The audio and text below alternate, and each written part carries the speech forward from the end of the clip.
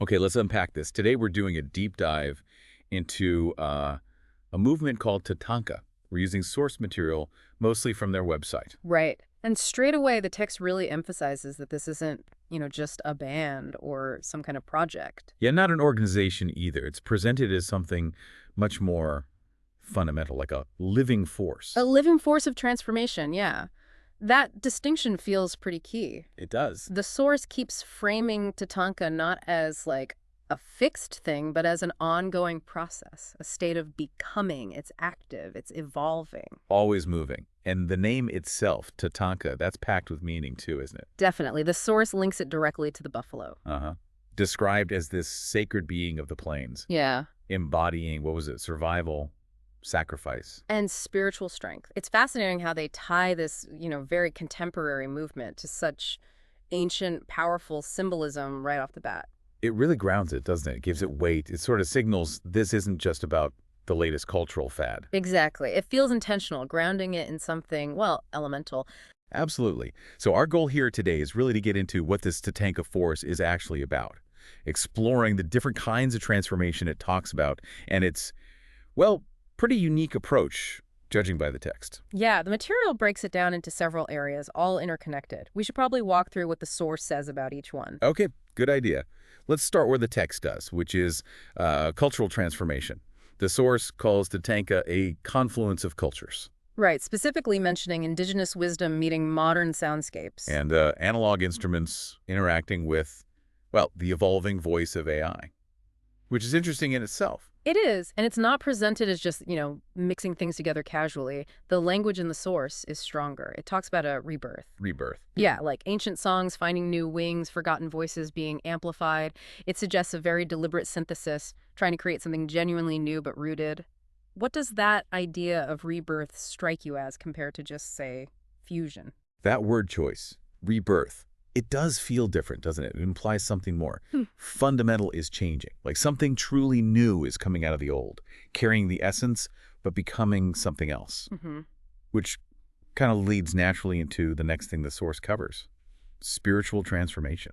Yeah, the material describes spaces linked to TATANKA, whether they're virtual or physical, as sacred spaces. Sacred spaces where the spirit can breathe again, that's quite evocative. It is. It talks about the ceremonial meeting, the experimental, focusing on what the source calls healing frequencies that awaken the heart. Healing frequencies. And they state that every note carries the weight of memory and the promise of renewal.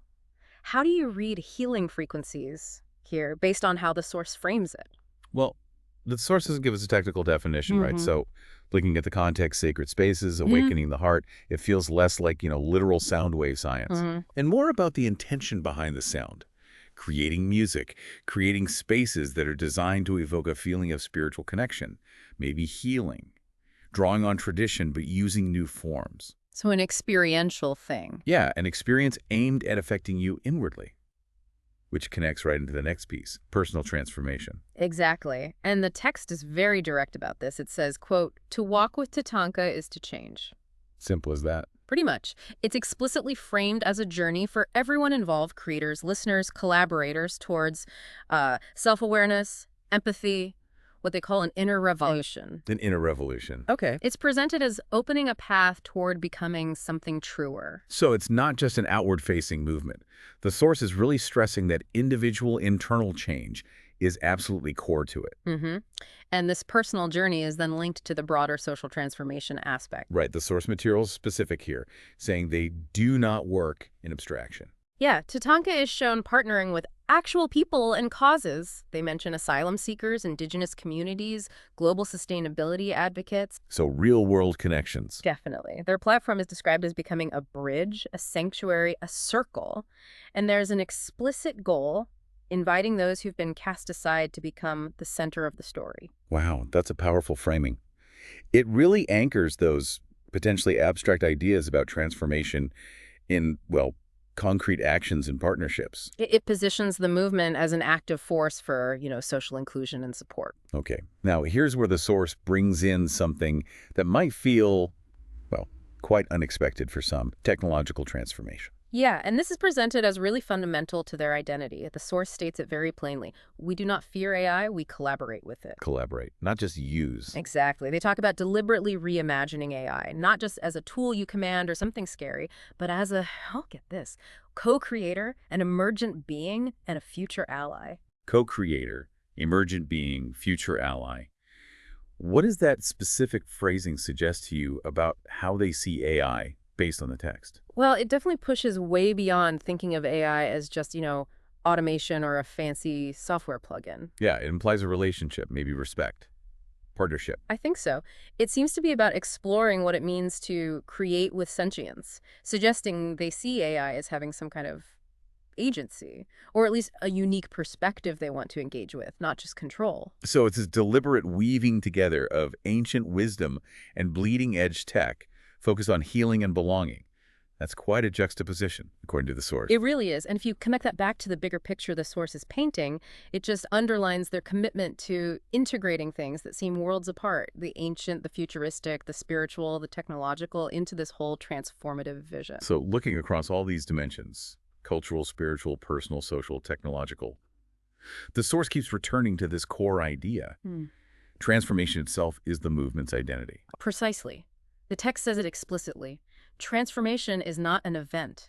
It is a motion, a process, a ritual. A ritual. Interesting. And it emphasizes TATANKA is not finished, and it never will be. That is its beauty. It's framed as this continuous state, perpetual becoming.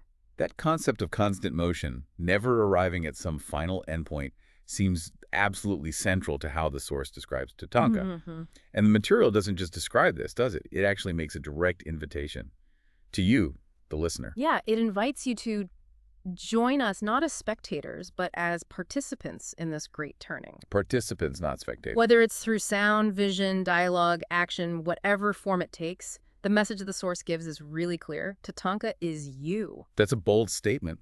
It's a call for active engagement, isn't it? To be part of this ongoing becoming, not just watch it happen. It implies the movement's energy, its lifeblood, comes from that individual and collective participation. Which raises interesting questions, like you said, about the boundaries. Yeah. If TATANKA is you, what does that really mean for the individual versus the collective? It suggests something you embody, something you contribute to directly. Right.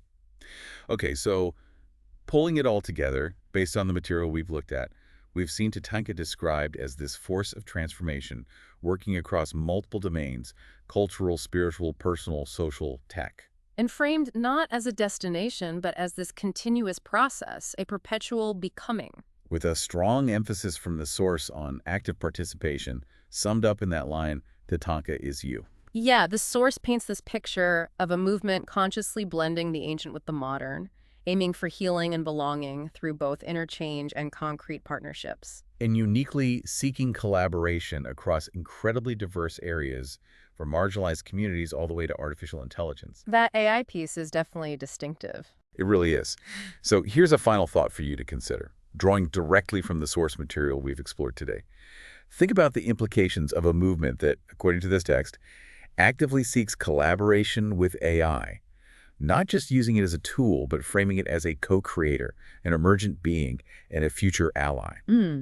How does that specific approach to AI, especially when it's intentionally blended, as the source says, with ancient wisdom and focused on healing and belonging, how does that challenge our usual ideas about creation, about collaboration? And what might this very specific intersection, ancient traditions meeting cutting-edge AI in this particular way, suggest about the future of culture, spirituality, maybe even identity, as presented by this source material? Something to think about.